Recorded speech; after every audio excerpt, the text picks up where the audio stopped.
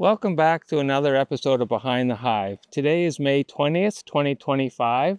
We're back in the bee yard to look at the hives after they've been treated. These hives were treated with Formic Pro on May 9th, and so this is roughly 11 days ago, so they're at the end of the treatment period. With me today, I've got Emma Prasad, my daughter. She's going to be learning how to make up splits with the hives, and we'll be putting queen cells in. And pleased to have with me Freddy Proni. He's our representative in Germany, director of the company, and regional manager for the Europe area. Freddy, would you like to introduce yourself a bit? Thanks, David. I really appreciate the opportunity. It's a beautiful day here in Canada, and it's been a good trip over. Exciting day to work bees, insert some queen cells, take a look at after treatment, and get ready for that honey season to come along. Well, we're getting ready for honey for sure. We want these bees in optimal condition going into the honey flow. And so all our management is primed to reach that condition.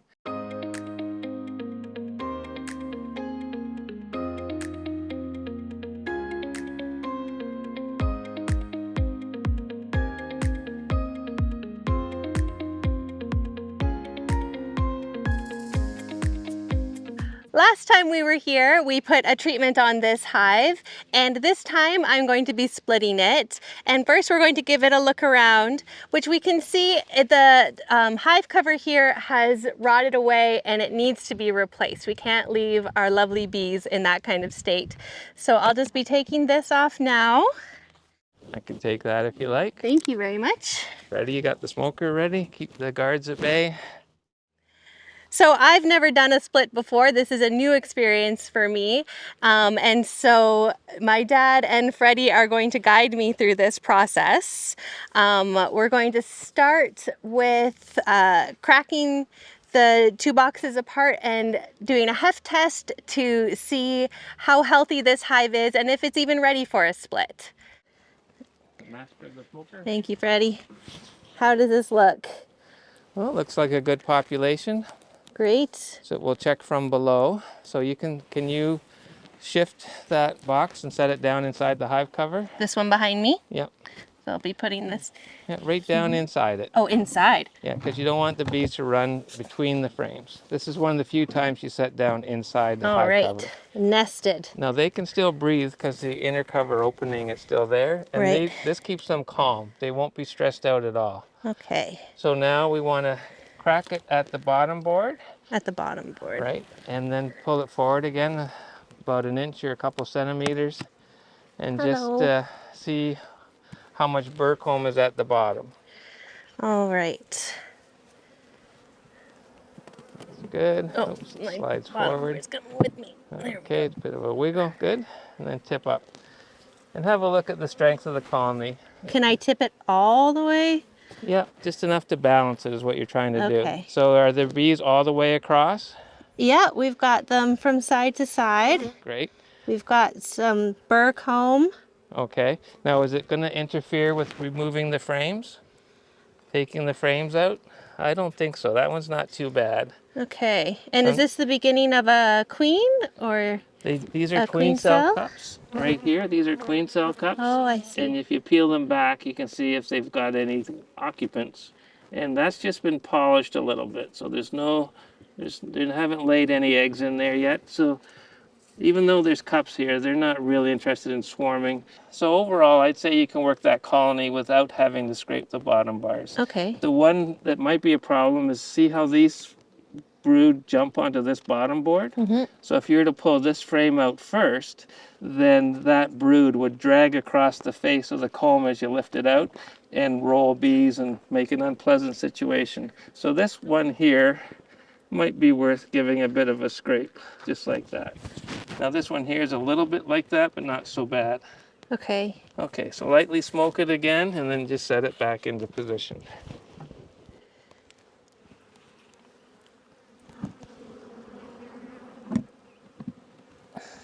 Alrighty. Are we positioned? Yep. Great. Close enough. And then just slide the whole thing onto this hive cover here. There you go. So this one is going to become our You've new got 2 bottom main boards there, Freddy. hive body. We're going to be putting in our 3 of 3 with our 3 brood, our 3 feed, and our 3 empty combs for them to grow up and into to help fortify the colony and help us get an amazing honey crop this year. So because brood is an incubation process, we'll help them control the heat. The treatment's over, so we'll slap on a entrance reducer, and that can stay on until end of June or so. Okay, so time to remove our queen excluder. Yep.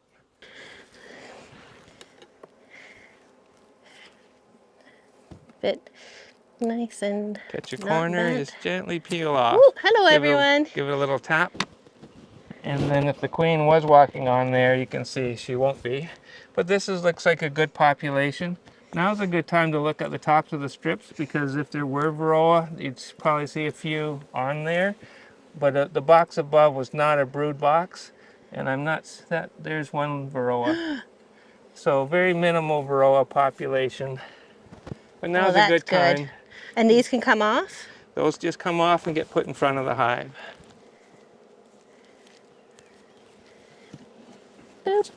So these are compostable, and they also help keep the grass down. Such a handy product that it continues to work even after it's out of the hive. Okay, and then we scrape off the top. Yeah, smoke them down. We'll do a little And top if bar. you want to smoke to the corners, and then the middle kind of takes care of itself because the smoke drifts around, that's good. Okay, this is new. Yeah. So you're lefty or righty? I'm a righty. So you want to be able to sort of get your weight over it. So I would suggest you probably want to push this way. Okay. And your palm goes into there, so it gives you a good push surface. Okay. Don't want to hurt anybody.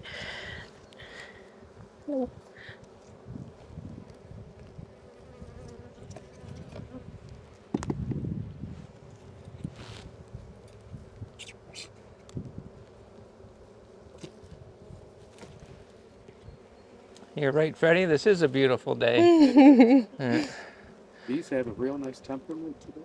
Yeah. Nice they can get some flight. There's no nectar coming in, but at least a bit of pollen flow still on. Okie dokie. So you want to pull over the 3rd frame, so you need to make room for it. So you slide these over, and they're often quite stiff.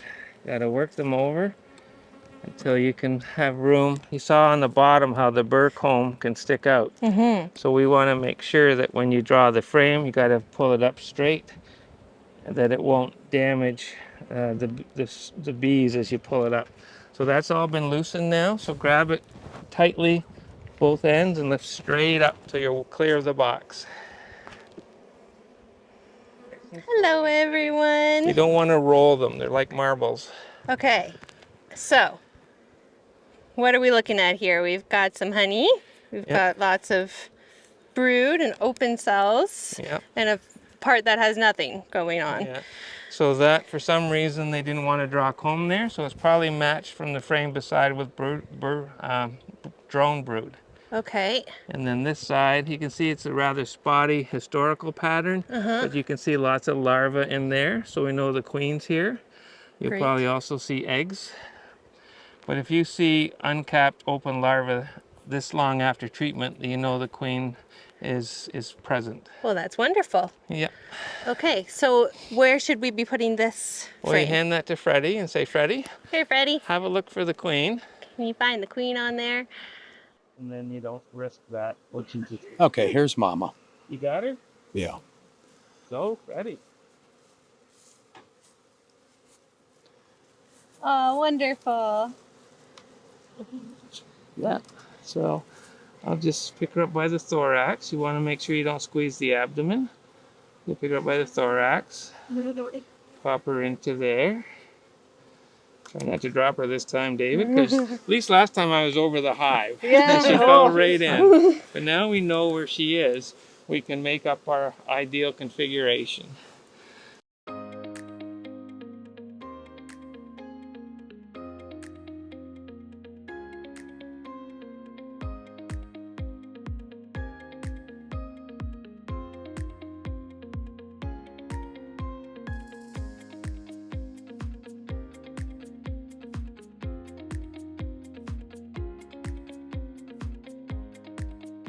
You can see the workers are paying attention to her.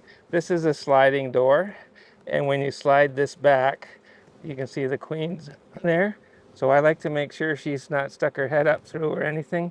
So I give her a little tap, make sure she's down, and then I pull the door back, and there she goes. Oh, wrong way. There you go. Hooray! She's home. Yep. And this goes on. So what you want to put on there is 2 honey supers. And there's a stack here you could open. So these are the 6 and 5/8 supers. And I started switching from the full depth ones about 6 years ago. Just make sure that they've got full complement of frames. And because these are foundation, they've got 10 frames in them. Once the bees draw them, I'll just put 9 in. And this goes on top of the queen excluder. Correct.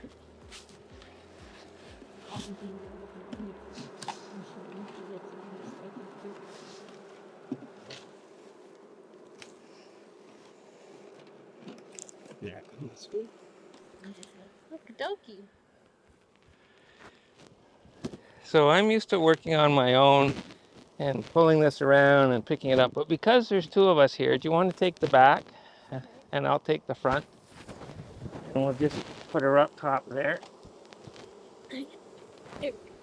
Okay, just set it right on top. Okay. It just has to be centered, which it is. Okay. So a little bit of smoke. Oops, a few bees on there. And we'll just gently roll this on. And I can't remember, had we put the entrance reducer on here? Nope. So I got spare entrance reducers in the trailer, but that's all ready. We'll wait till the bees run in. Now this was the first hive we did. Can you see already the bees have run in? So lots of, from all the manipulation, there's pollen. They're already doing house cleaning, everything, getting their affairs in order. But we'll just slip this on. Now, that looked like a lot of bees up top, but once the bees have had some flight time, they'll all reorient to the parent in the bottom. So even though we shook most of the bees out of the bottom, that'll repopulate. Same as a swarm population is mostly adult bees. That's what we're mimicking here. Open brood, queen laying, and mostly adult bee population. So they think at the end of the day, I'm hoping that they've already swarmed, so they don't need to do it. And we've pulled out what would have been left behind, because they are going to have a queen cell, which is what's left behind when a hive swarms, and then they will mate that queen and be as if a brand new colony has started. Come July, honey flow starts, or at the end of June when the honey flow starts, we'll drop that new queen onto the bottom board, shift that parent queen back. If we want to replace her, then we would do it about a week later. We'll go through, if she's a poor performing queen, we'd call her and put in a queen cell. Because at that point, all the eggs have been laid that will contribute to the honey flow. So it doesn't actually cost us anything from our honey flow, because you get a week into July. It takes 3 weeks to raise a baby bee, and then they have to have a couple of weeks to become a strong field force. So it's a good time of year to call out queens. And also, once that new queen starts laying, any hive they do collect, they'll push up into the honey supers. So we harvest that. So it's a good time of year to do that activity. Or if you want to make up more hives, you can split those parent hives 3 ways a week after you move them into different locations. And that way you can make up a lot of hives and also have them ready for sale the next spring. So it's a way to make money from livestock. Wow. I can't believe that 3 of us just went through this hive together. I didn't get a sting. Did you get a sting? I got one on my finger. Well, they seemed like they were so gentle and totally trusting in what we were doing with them, and I'm so impressed that we got through that. And now we'll do it 10 more times. But we get smoother, we get better, because we all know what we're doing. So we prep the box, we put it on a bottom board. This time we'll remember to put on the entrance reducer Yeah. and all those fun things. Good So job. there's a lot of repetition in beekeeping. Okie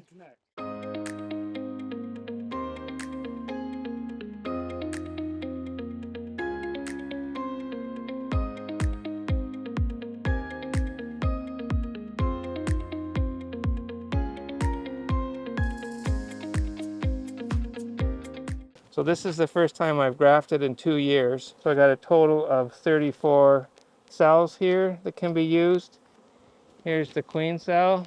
So if you want to split apart the combs and just set her in about the middle, somewhere in there, just below the top bar. So a lot of beekeepers would transfer these cells into an incubator, but I like putting them right into the colonies. Even though it's a couple days before their emergence, I think the bees themselves are the best incubators. So now we'll put an inner cover on top of here, and then the hive cover. Already a lot of the population will have shifted back down to the parent colony. So we just finished going through this hive and found that from when we did our treatment to now that it has lost its queen. They have started to create some emergency queen cells to replace them, but we have been grafting our own queens in order to get the ideal queen to meet our goals. So we're going to get one of those queens now and get it into the hive so that this hive is ready to go forward into the rest of the year. So Emma, you went through this hive and identified that it wasn't queen right, there's no eggs. You checked further and there were some peanut-sized emergency cells on the face of the comb. So we think what we want to do is replace those with an optimal queen cell of our stock. I grab it by the plastic base, carefully take it off. The bees are maintaining it. And then what you want to do is just slip it in between the cell, in between the frames where there's brood. Now it could just sit on top, but the plastic frames have enough flexibility. You can lower it so it's just below the top bar and is pinched in the wax. So it's kind of your choice. You could leave it there like that, just put on the queen excluder and a couple honey supers and it's ready for the season basically. Or you could wedge them apart a bit and slide it down maybe about 1 centimeter and let it pinch on the combs. But either one's quite fine. Is there a chance that it will fall if it stays as it is? Nope, it'll just sit there. Okay, well this hive seems so calm and happy to have her that I think I'll leave them be. Very good. So now I put on the queen excluder. Yep. And some empty frames. Two empty honey boxes. supers. Yep. Oh, sorry, friends. We don't like to come back unless we have to, so we put the honey supers on now. Do we have any We left? have a stack down at great. the end there. Thanks everyone for this experience today. I had a great time sharing what I've learned over my 50 years of beekeeping, and hopefully we can work together again in the near future. I'd like to hear more of what happens in Germany and from that experience as well.